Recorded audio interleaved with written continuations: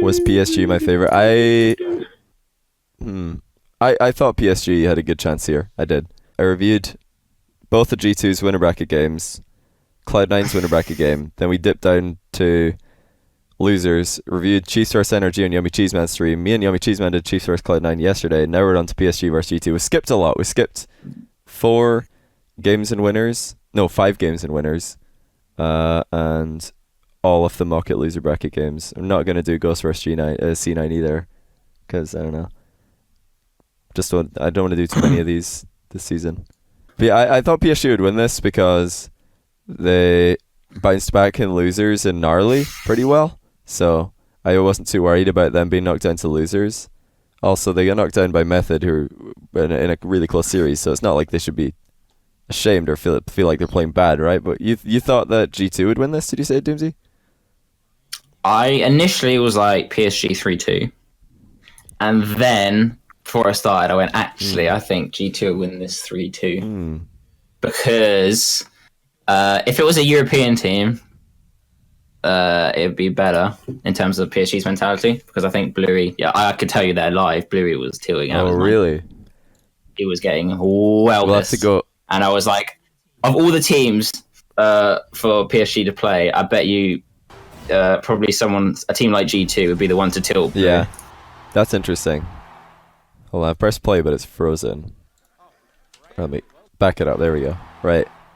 So first things first, everybody knows we always start off. This is actually day 3 now. We're on to day 3 of the broadcast.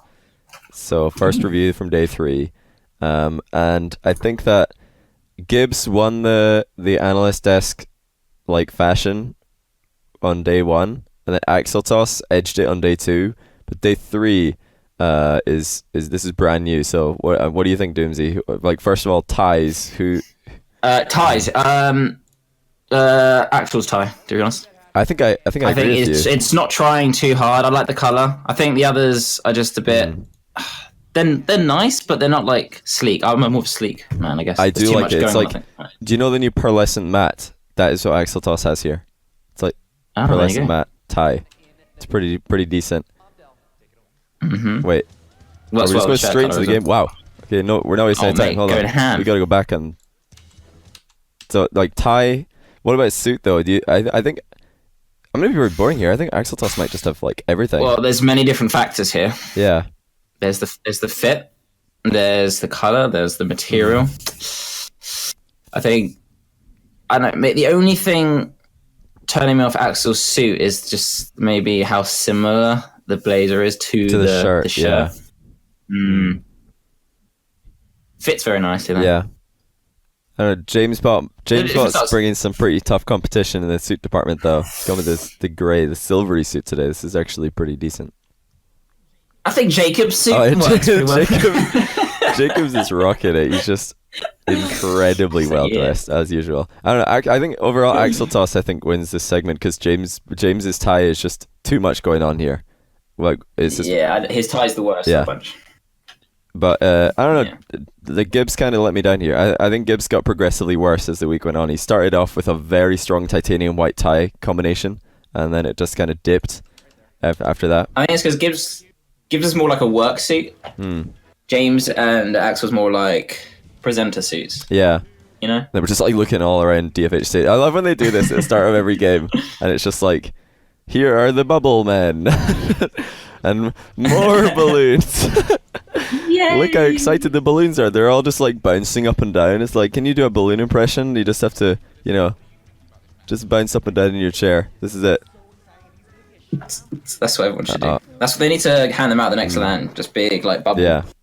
Here, look at this. So Shogun again, very protective of his tie. I was talking about this yesterday with Yummy. He's clipped it, buttoned it into the the what do you call it? The waistcoat and the blazers like fully. But that tie's going nowhere. It's very, very secure compared to Quinn Lovedale's tie, which is just all over the place. There's no clip. It's trying to escape, honestly, from his neck. I don't know what you've got to say about that. It's because he gets so enthusiastic. You don't want it to go. I was Shogun was asking me the day before on day 2. At the end of day 2, he showed me 2 suits. And he was like, "Which one should I pick?"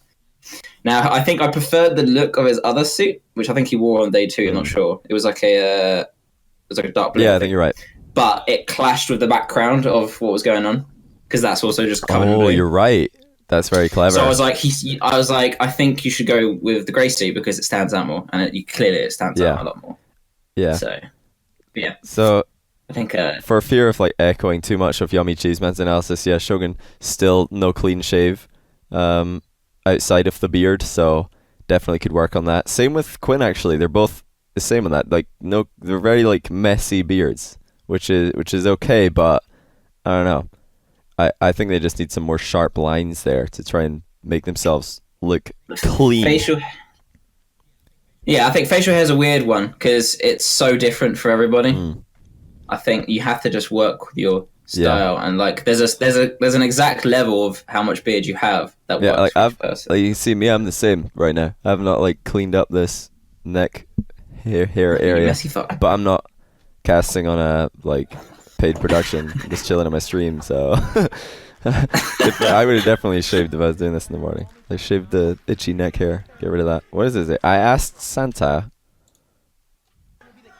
for a G2 #1. Oh, well. Oh, it's buffering too hard. Yeah, it's really annoying. Sync video is not the best for the buffering. Yeah, what do you think about the G2 fans? They were out in their masses. For sure, you were there. Was it how would you rate the crowd cheering and stuff compared to Amsterdam Season 2? Because you were at both of those LANs in person. Well, this was weird, right? Because I think maybe because I was so like I was rooting for Flipside. Yeah, I was little bit drunk as well. But I was also so in favour of Flipside that maybe I have a biased view of how I think Amsterdam was, because I thought Amsterdam was like amazing, like the crowd was crazy, but then everyone else there who was at Amsterdam was like, Ryan, the crowd was pretty quiet. I mean we were quite close to the front and we were just going mental. We're just going bananas. Yeah, I think there was just I think we had a little group that was just going crazy, and everyone else around was the crowd like, at the back were just golf clapping because they're shy gamers.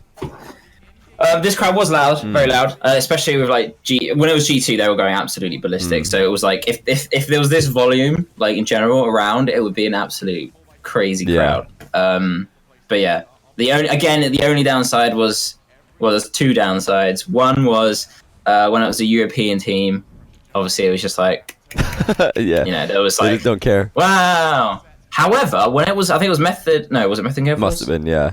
It might be. It should be. When it was two European teams, they were actually going really ham. But not for EU versus America.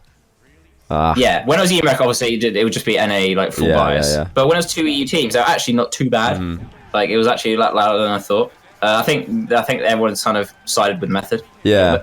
When it was going on, I was like, yeah, understandable. This is interesting. So Rizzo again with he did well with his bumps against Chiefs, and he's just scared Bluey into the net there. That's why Bluey's late to this challenge. I think JNaps deliberately put that under him. That's pretty smart. You saw the pre-jump and he just pooped the shot right along the ground. I'm just watching a nice buffering circle. Oh really? Here, so. Wait, hold on. All right, let's study this one. What do you think? Is this a read? Did he try to do that, or did he just like? It's impossible to say. I think most players want to try and get a high shot, so he might have just gone high. But it's so hard on like a bounce to get. Really it's funny, it's interesting though, because Yummy Cheeseman said that Chiefs, one of their points that they noticed about Cloud9 is that they pre-jump a lot when they're in 1v1 situations. So they were just shooting low very often, deliberately, just to try and counter that, and it did work a few times, just shooting straight along the ground. So that's some pretty good. There you go. Pretty good research work by Chiefs. I wonder if G2 did the same thing. Well, that's what I was saying. I was saying Chiefs are like probably the most adaptable team in the world.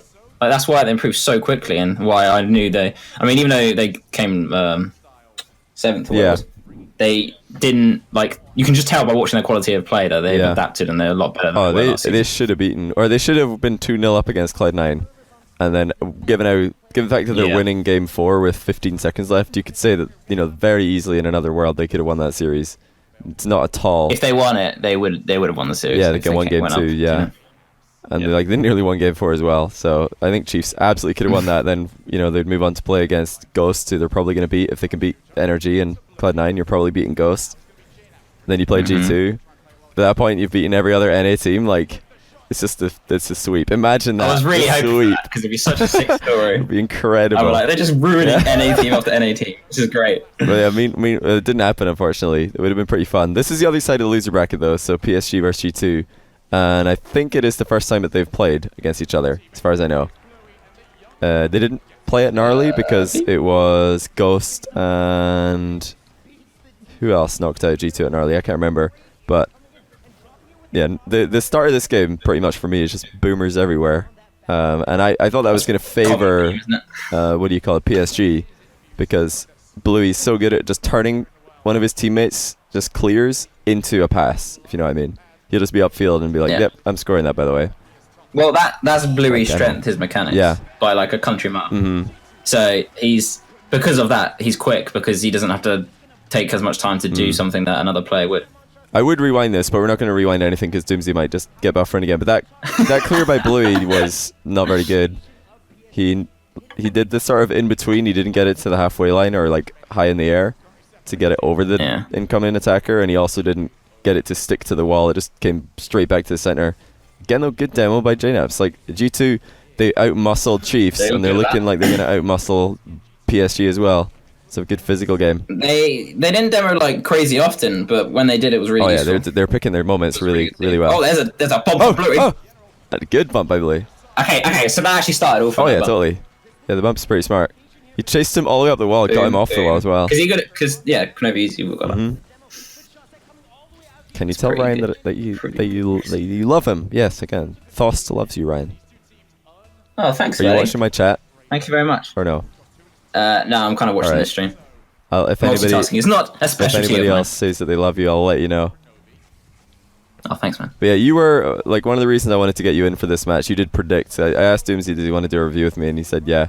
Then you knew that I was going to ask you to do this match, which is because you used to be teammates with Bluey for a long time.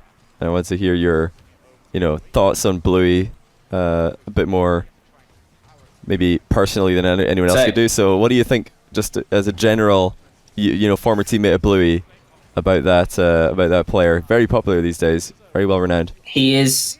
I said this just after we departed or whatever. He is probably the best mechanical player in the world. Just like all around or aerial mechanics. As in so his accuracy of his shots, what he was trying to do versus what he's trying to make his car do versus what his car does. Gotcha. Yeah, so every player is trying to shoot top left corner when they're going for the shot, but Bluey does it more than any other player, kind of thing. He's when the ceiling shot comes, he's more successful than any other player. Just the general. Right. His hits are clear, they're hard, they're accurate, and that's basically why he's the best. And he can just put his car. He can just shoot from the weirdest places and put his car in the weirdest positions and still. I'll have to stop you there briefly to say thank you for now getting every single Squishy Muffins fan to turn off the video already. I was going to say, this guy has no idea what he's talking about. Has he even seen Squishy play? When I want to point out, Squishy and Bluey have a lot of respect for each other. They both have the highest praise for each other and each other's mechanics. There's an assist by Bluey. Yeah, I was going to say it's pretty close, but Squishy is probably. Not probably. He is the second. So there you have it, boys. Pretty close. Confirmed Bluey superior to Squishy. Get triggered. But it's not exactly a big difference. Nah, it's pretty close. Yeah, it's pretty close. I think it's because Bluey's because Bluey's play style, he does not think about rotations whatsoever. Right, yeah. You can see it in his game. I'm not saying it's terrible. That was something that was really bad when he was playing with us and when we worked on it, and he got a lot better at it. But he doesn't think about it. But so he plays a lot of just going for the. It's not so much ball chasing, but if he sees the ball and he knows he can get there first, he'll just go for it really quickly. Yeah, he'll just go. He'll go for everything really, which is why it's easier to see Bluey maybe as a better player mechanically because he's going for it more. Yeah. Where Squishy's a little bit more reserved. He'll play with his teammates. That's true. It was also the thing that Squishy needed to do to win a LAN. He said that he was just focusing all on passing to win his first ever LAN in DreamHack Atlanta. Maybe that's what Bluey needs to do. Just try to take others. If you just watch Cloud9, it's just half of their goals are just infield pass, goal, infield pass, goal. And because they're so good at it, they just shoot top corner. And if you're halfway in your opponent's half and you shoot an infield pass, if it's in a remotely good place, the keeper won't save it unless they prejudge. By the way, which actually one of the Chiefs players did. In one of the shots. Crazy, and I was like, crazy I was like, this is insane. And that would have been to win it or hold on to the leading game 4, but then Squishy was there for the tap in because it went straight into the ceiling. I want to say though, that the high fives there from PSG are looking pretty good.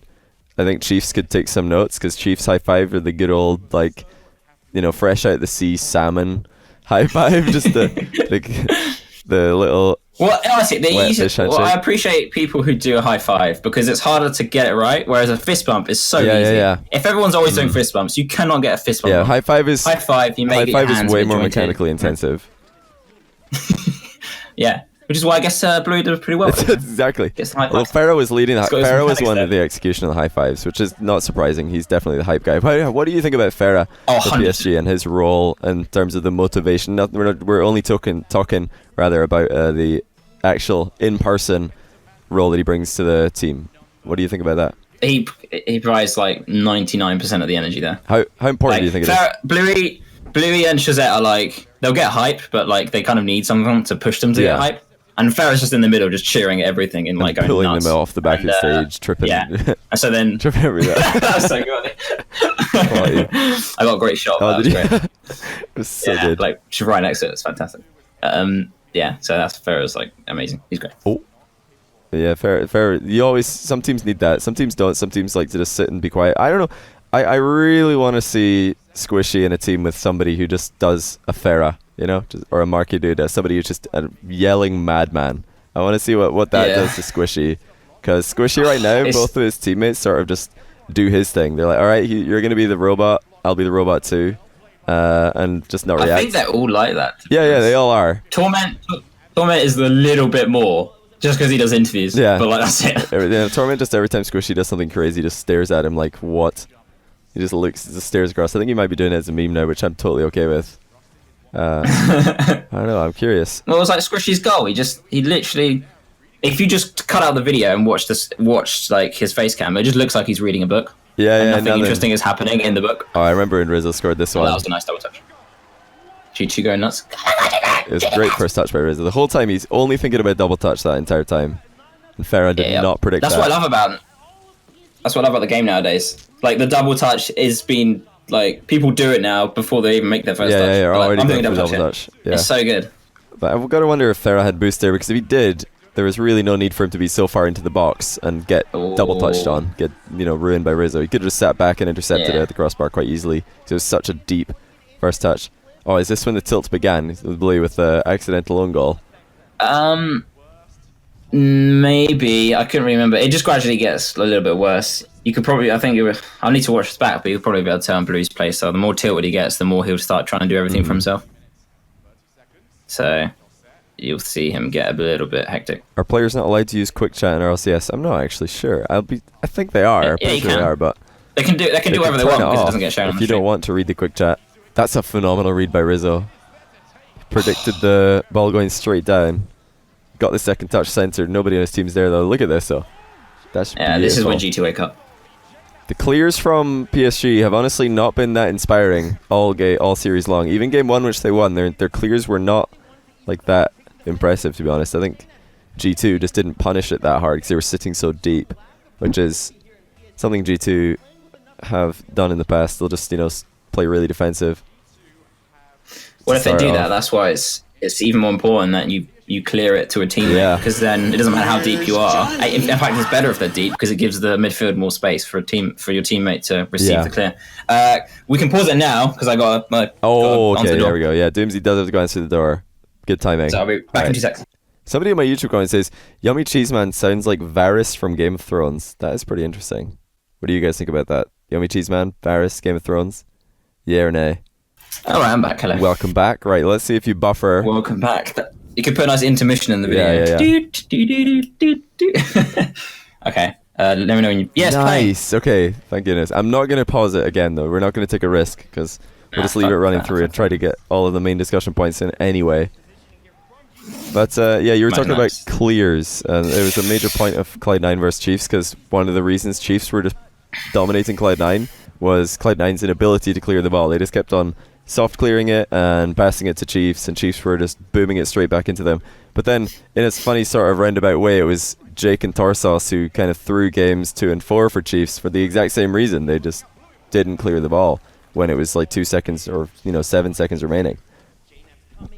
Well, it's a weird one because Cloud9, I mean, they're known more for their like offense skills than anything else. But even though their clears weren't great and they weren't good at getting it out, their actual goalkeeping was absolutely insane. Sick.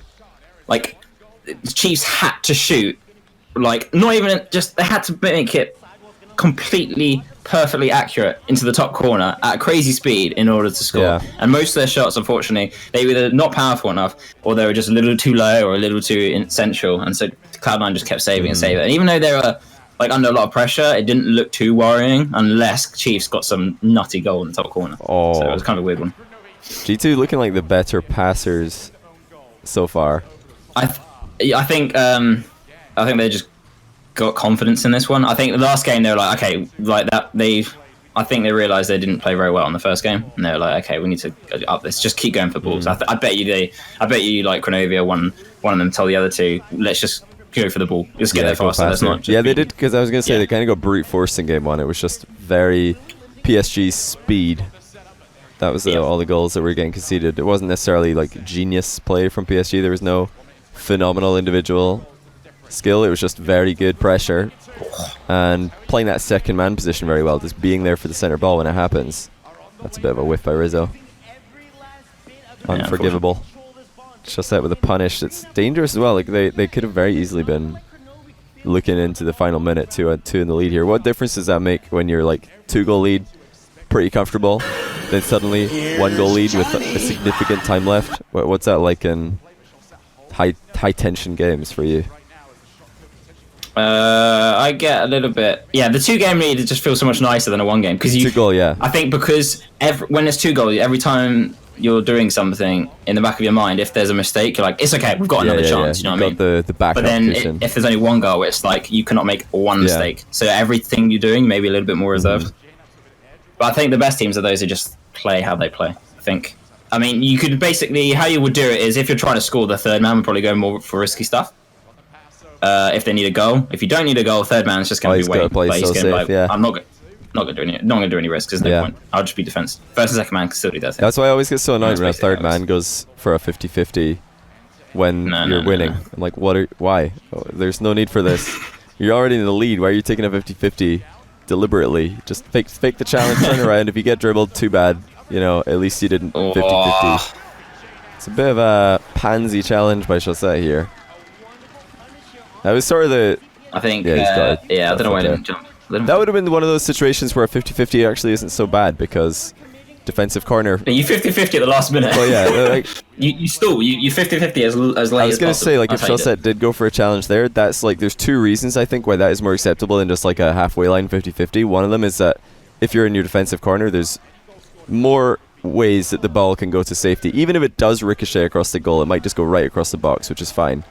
And also the fact that Rizzo could just shoot, so you kind of have to go up for the challenge.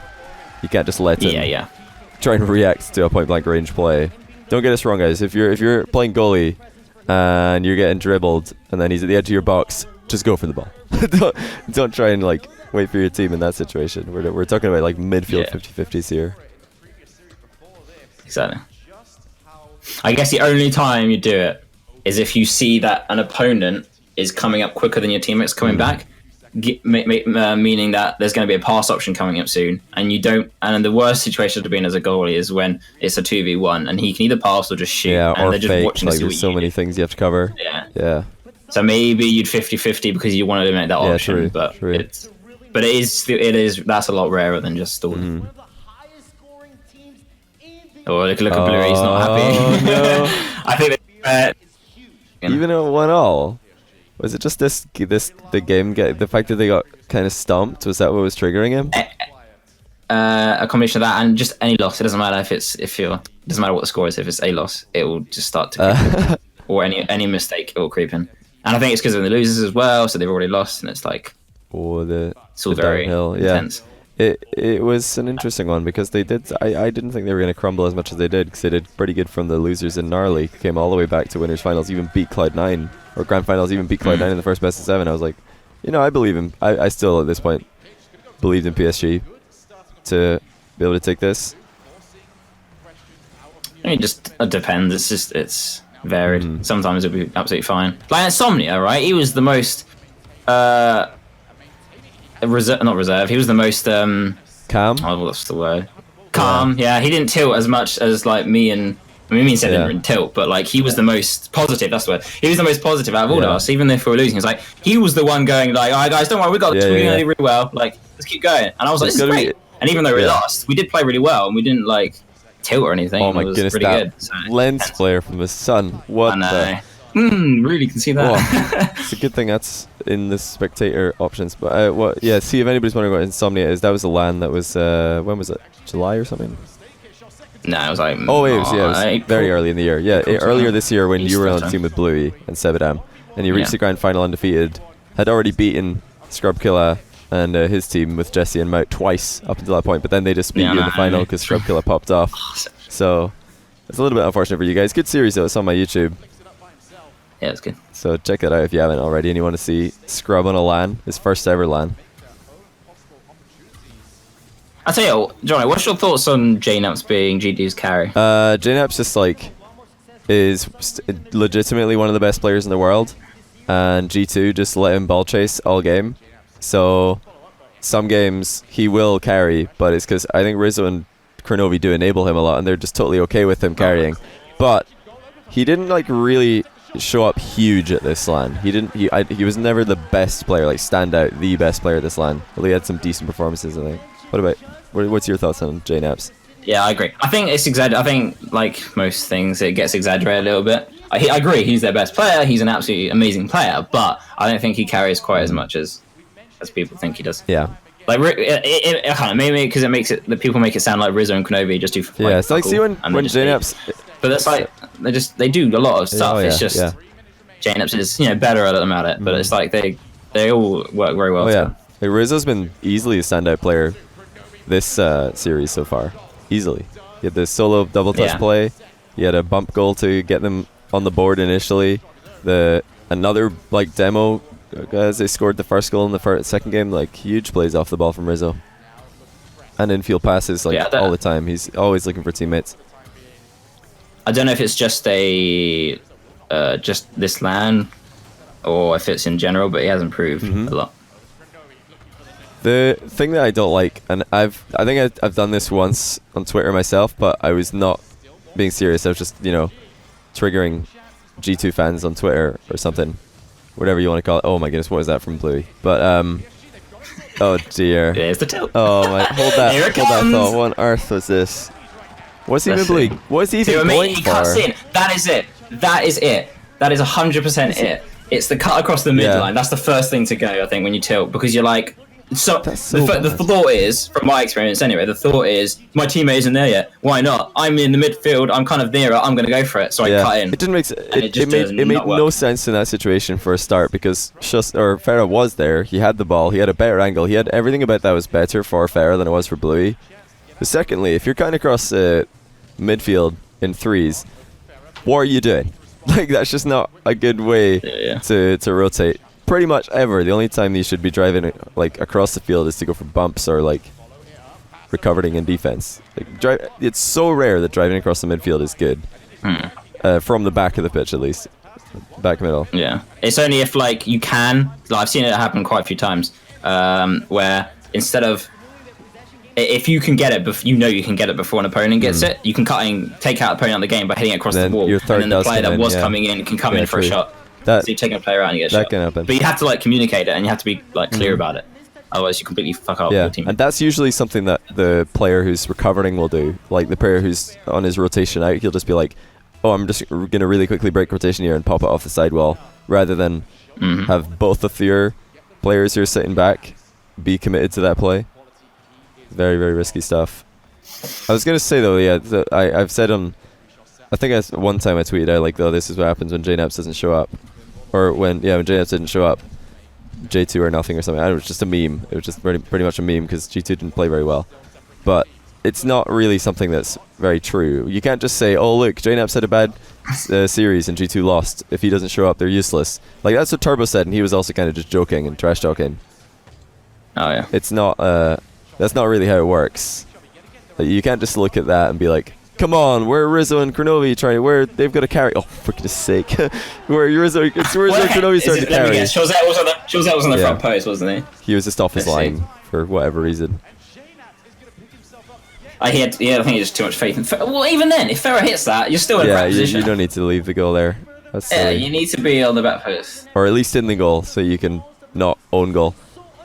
But well, the ideal situation is you're driving at full speed through the back post as JNAPS hits it, but it's so hard to like time that. Yeah. People have to realize about G2. Their team with JNAPS plays such a specific role for them. If JNAPS just doesn't show up, it's not like Kronovi or Rizzo are then going to become JNAPS and start ball chasing. Just take that. Like that's not ever going to happen. At least not currently. Maybe it will at E-League. It'd be pretty interesting if it did.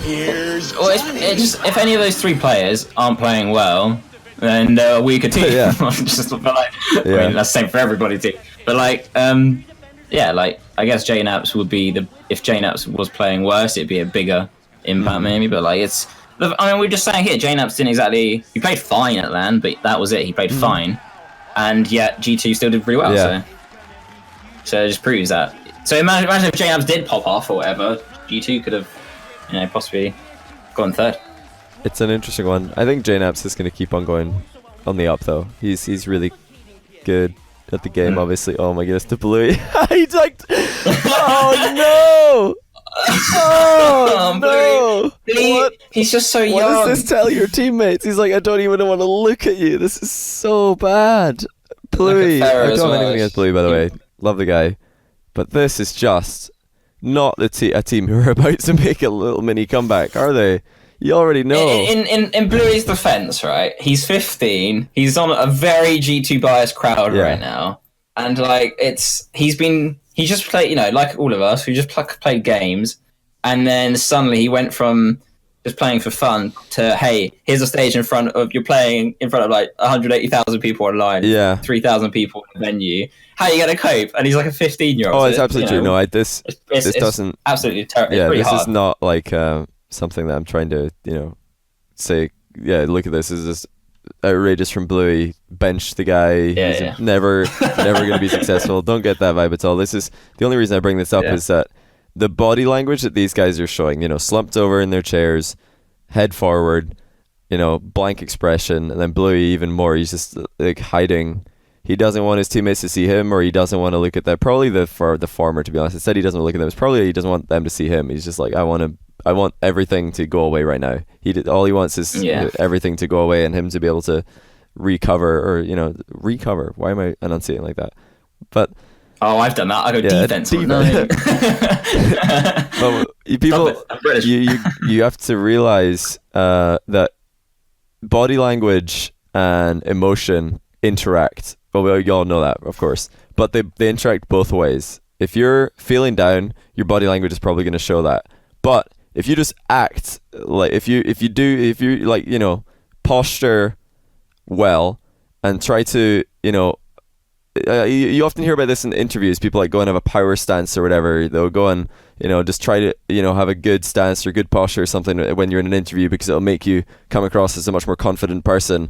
And the same thing is true on esports. It's true in sports. It's true in anything competitive. If you just try to act like you would be acting if you were winning or if you're feeling positive, then it's actually going to start to affect your emotion as well. It works both ways. So this is kind of PSG hurting themselves by allowing their body language to dictate their emotion as well as, or to get completely influenced by their emotion, instead of trying to get their emotion and the sort of vibes that they've got on stage, try and turn around the momentum a little bit by just being like, no, come on guys, let's pump ourselves up. We could do this. It's free too. When I say free two, I'm not saying three like Shogun. I'm saying free FREE2 sitting across the other side of the stage. We can win this. Get hyped, but they're just at a funeral. Feels pretty bad. Mm-hmm. I mean, if you watch, Ferrer's now sitting upright, but when he's playing, like when he played against, whenever he's winning, basically, he's like leaning forward, like more than any other player I've ever seen. He's like sitting right at the edge of his seat. His chair's almost falling off the back of the stage, and he's just leaning forward, like with his face, like right next to the monitor. And he's just so into it. But like, you can looks like he's kind of already given up here as well. Man, Quinn is hyped right now. I love hype Quinn. Oh, I'm buffering. No! Oh no, is it? No! Wait. Okay. Is it playing? For fuck's sake. Okay, it's playing. Yeah. Saved. Saved. Can you imagine if it was stuck all day from the beginning again? Okay. It's funny that G2 all have like such similar haircuts. They're, you know what I mean? I don't know what you were gonna say, but it wasn't that. What? They just have such similar haircuts. Like they all have the exact same barber.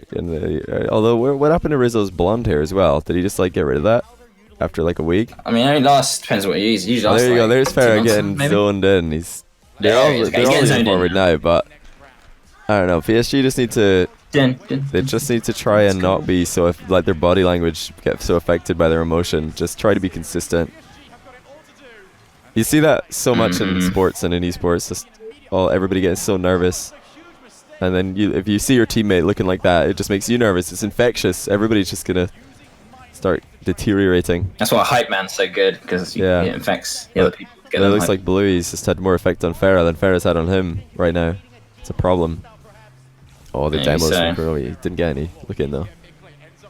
Also depends what their in-game comms are like, because Farah can only go like hype really when like good plays happen. Apart from that, he just says stuff like "lay help" and what else? You go lay help. I always say because Chosette's English isn't great. He'd be like, Chosette would say something in French to Farah. Farah would relay that in English to Bluey, and then Bluey would say something in English back. Farah's in the middle. Farah would relay in French to Chosette. It's so funny. What a waste of time. What? This is. How did this go in? This is a pretty bad shot. Chosette just took Farah out of the game. And I think Blue expected a better shot, and it just goes over him. He should probably still save that. There's no need to pre-jump. Again, Gregan was going to be like, Gregan will say this over and over again, but like, gotta be on the back post. That's true, though. But it's true, if he was on the back post, he could have saved it from any place. Yeah, he didn't time his arrival very well. He would have had a decent position if it was literally top corner on the side of the post or in front of him, but it's so easy for players to just shoot that behind you. And then you're completely screwed because your momentum's going in the other direction. You're a car. You're not a human who can turn on the spot. You're a car in a game. So don't over-rotate. Who's the best RL hype man? Oh, it's got to be Marky Duda for sure, or like Pashi maybe. Pashi said his hype comeback moments in the past for sure. I'll tell you what, who I didn't know was hype because I never seen them live, but Classics. He went absolutely berserk anytime a goal scored. Wasn't his team just like... I saw one, I don't know if it was a gif or a clip where they scored and he like jumps out of his chair, starts going crazy, and then Leftimir and Zajac, you're just like looking at him. I just couldn't stop laughing. Like, just a little smile like, yay. Zajac just looked at him like, what are you doing? Well, I think it's Ghost Seb, I think it was his manager. I think it's their manager or the team owner or someone. Was just behind the stage, just going nuts as well. Because I heard some random solo scream from like backstage. I was like, "Where's this coming from? There's just one really passionate Ghost fan somewhere," and it was just their manager just sitting in a chair watching the game backstage, just going mental every time there was a goal. Is this having another fight there with Chosette? Oh, I want to point out there was a really good. I'm not going to rewind it in case we get the pause glitch again. But day one, Chiefs versus G2. JNaps had way less faith. He kept on jumping out of goal to clear balls into the corner when Rizzo or Kronovi's like in front of him, just looking to control it. So good to see. Just about, I think it was 30 seconds ago now, if you want to rewind it. Rizzo, good control in near post, forcing 50-50. JNap just waits in goal behind him. So they've sorted out their defense sevenfold. G2 are looking very clean. Yeah, you got to trust your team. That's why it's so important that teammates you trust. And just be like, okay, I'm going to... Because if you double come in defense, it's just so annoying. Because even if you do get the clears, it could just get fired straight back into the goal or the box. And you're just as in trouble. And wasting the boost is the other aspect that's really bad. You can't afford to waste boost in Rocket League. If you double commit, you might both use 50 boost at the same time. What if one of you gets boost starved right after that? You might be out of the game like for 30-40 seconds, because after you get boost starved one time, it's so hard to ever get a boost again against top teams. You're out the game for a minute. This is why I think it's so important to utilize boost pads. You can one rotation around like the front of your goal, and you can get like 50 boost. And that's what you need. there's so many paths you can take to just get a solid 50 boost. Oh yeah. Or 58 boost or whatever. But I haven't really paid much attention to it, how much the pro players do it. I think a lot of them do it kind of subconsciously, but they don't really pick up as much boost as they could. I think it's something you've got to do, especially if a team for boost PSG versus Cloud9 in winners, Bluey was boost starved for like the entire overtime of Game 5, partly because of that, and partly because he just got boost starved by teammates and opponents just taking the big boosts, and he was just perfectly pathing between every small boost because he's just thinking about the ball and where he next needs to be, not okay, I can get there a little bit slower and have 24 boosts when I get there. But yeah, this has got to be... It already looked like GG just by looking at their faces on stage, but that 50-50 by Farah is so greedy. That's so greedy. He's trying to pretty much hit that ball directly where G2's goal is, but he's in his defensive corner. You can't afford to do that if you're third man, because we see that happen all the time, just the dunk going straight into the net. It can happen anywhere on the wing, to be honest. Even the other side of the field, it can happen. Infield, like 50-50s or... Yeah, I don't like them. As a general rule of thumb, I think when you're doing a defensive 50-50, cover your goal. Side. So get goal side. So like the only way it can get your goal is through you, which isn't going to happen because you're right in the way. And then obviously a shot 50-50, force it like in the midfield or to their goal somehow. And there's the GG. There it is. Oh man, the poor PSG just looks so sad. Oh no, please! Oh no! It's heartbreaking. Poor guys. It was hard to just be in the backstage and just see one by one losing teams have to like walk down and go down the stairs to like the player lounge, and they're just so distraught, like one after another. It's just like, this is horrible. Wait, the E-League matchups got announced. Are E-League doing what are they doing? For Rocket League, are they doing groups? Yeah. Yeah, they're doing a groups and then a single elimination bracket, I think. It's Group A has not got both these teams in it. Okay, never mind. I was gonna say it's got both these teams. Group A, actually, Group B has got 3 EU teams in it and Cloud9. So it could just be RIP Cloud9 again. Who knows? Be nice if Cloud9 can make it out of that group though. What's that group? We'll do that after this incredible post game. Okay. Look at this, just beautiful stuff.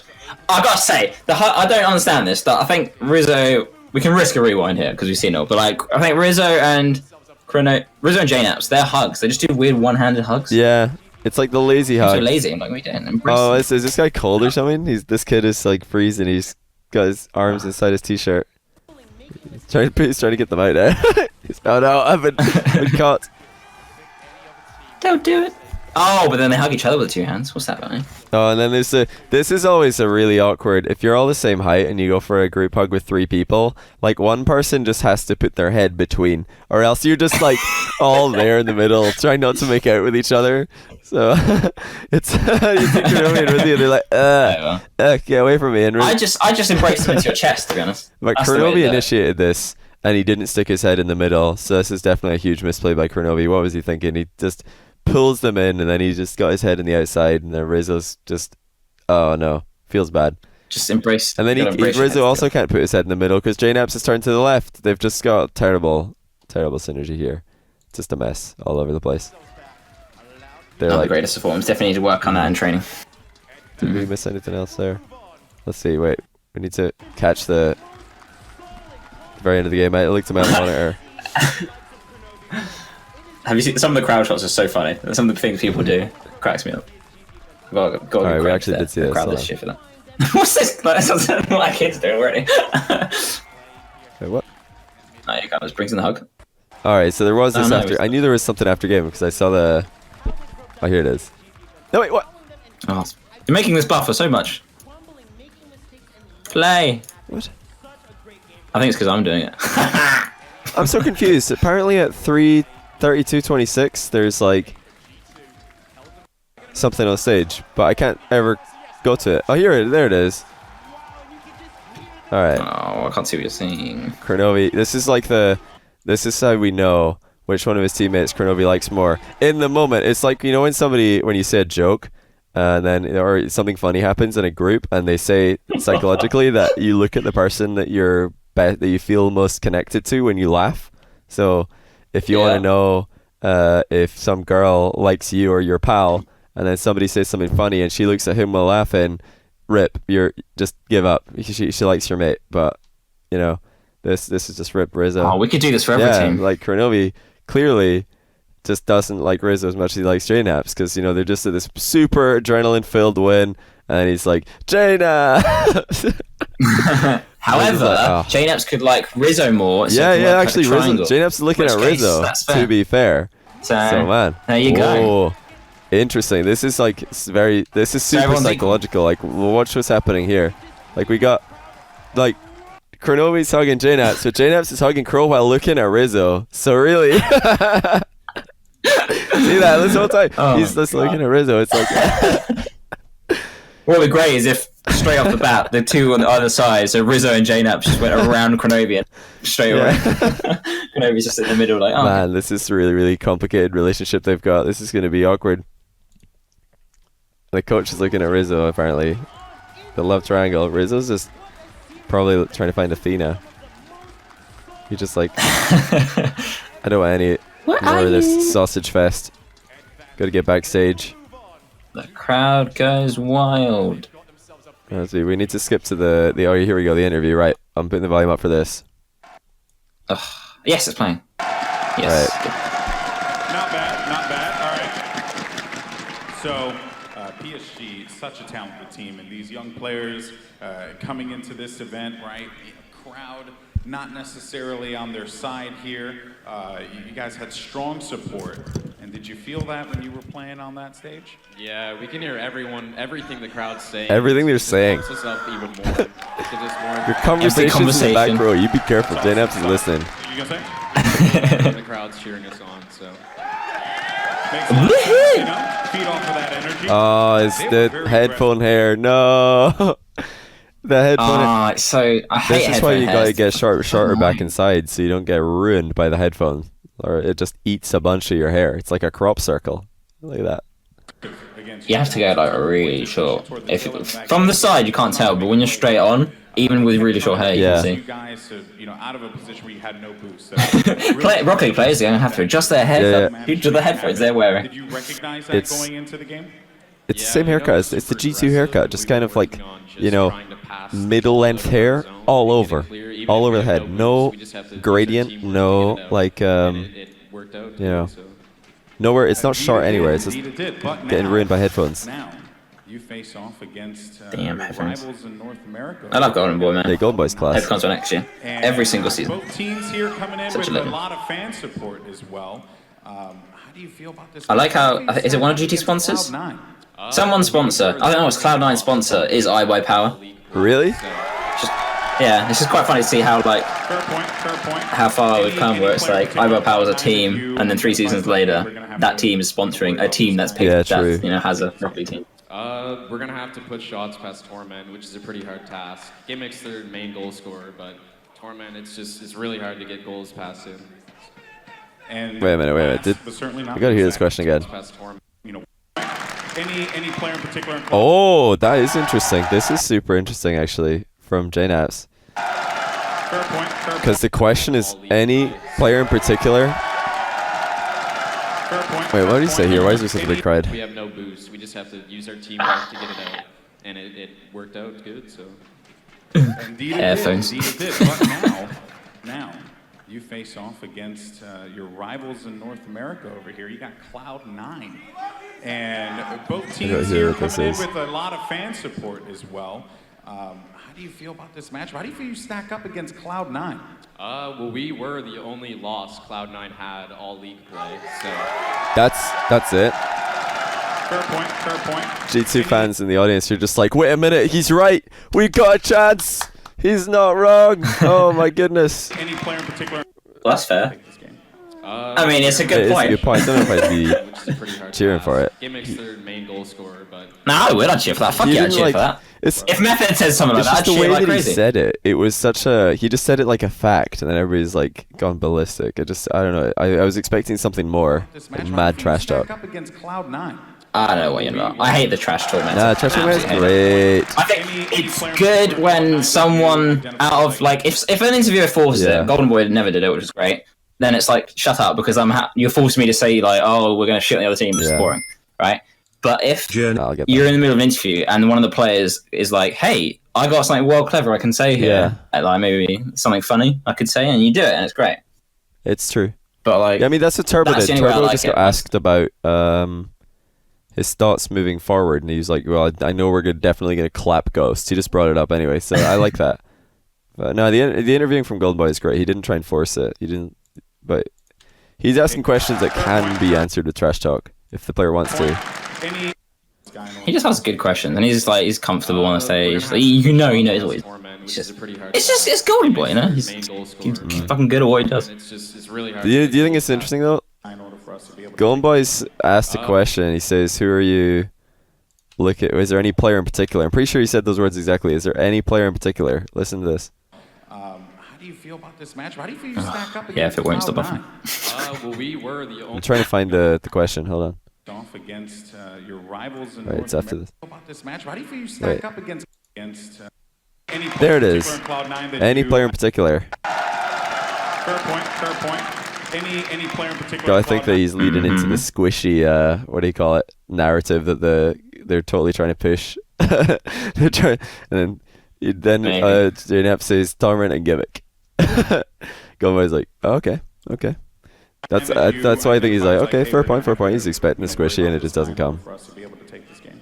We're gonna have to put shots past. True, though. Torment, Like, which is a pretty Jnap's is hard right. task. Gimmick's their main goal scorer, but Torment. I think this is mind really game hard from to get Jnap's, goals though. past him. And last, Like, I think certainly JNF's not is just trying to me. like pre-match tilt squishy by not mentioning him. Because C9 are probably watching this. Maybe. I don't know. Probably watching this interview. Good chance they might be. So. So I asked this question Why do you guys come in here to watch, expecting me to let it play? Are you guys serious? Jeez. We're like reviewing this. We're not watching it start to finish and doing a reaction video. Make sure in the thumbnail we have our faces. G2 all the way. Oh! All the way, baby. That was so tuneful. So I asked this question All the way, baby! So it's just an easy one for you to have some fun. G2 all the way. All the way, baby. All the way, baby.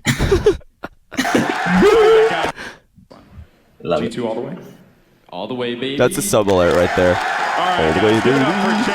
Let's go ahead and send it over. He's trying to do that. Well, that was a good buffer sesh. Oh, sorry about that, man. I didn't know when to speak because I was like, well, there could be. Like, you're probably wanting to listen to this interview, but I'm trying to. But I'm like, I don't know when to speak. I was just like pausing Like and coming in playing over it. repeatedly. Constant pause and play. Oh, sellout replay incoming. I mean, I don't know. I don't usually review the replays. Pretty much seen all there is to see here. Oh, what do we got at the end here? This looks interesting. Is it just some Cloud9 B-roll or buffering if you're Doomsee? Let's see then. It's a little bit of Cloud9, then a buffer, and a little bit, then a buffer. Oh, dude, if you ever stream, that needs to be a sub sound. Yeah. Oh, day, baby. He does stream occasionally. Yeah, just some sick There you go. Cloud9 B-roll. Gotta get that B-roll. Oh. Alright. Well, there you go. There you have it, folks.